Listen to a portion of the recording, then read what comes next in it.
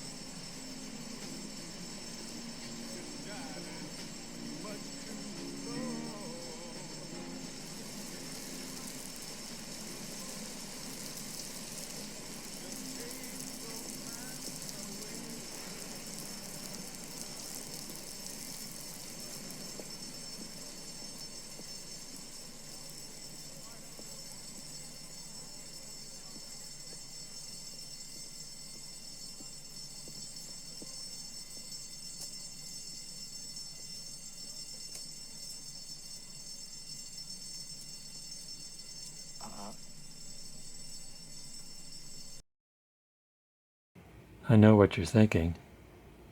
Did he fire 6 shots or only 5? Well, to tell you the truth, in all this excitement, I kind of lost track myself.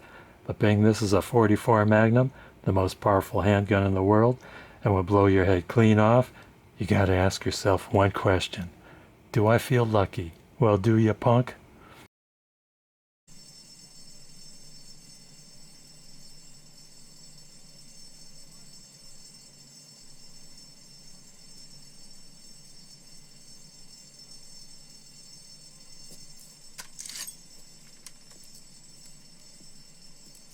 Hey.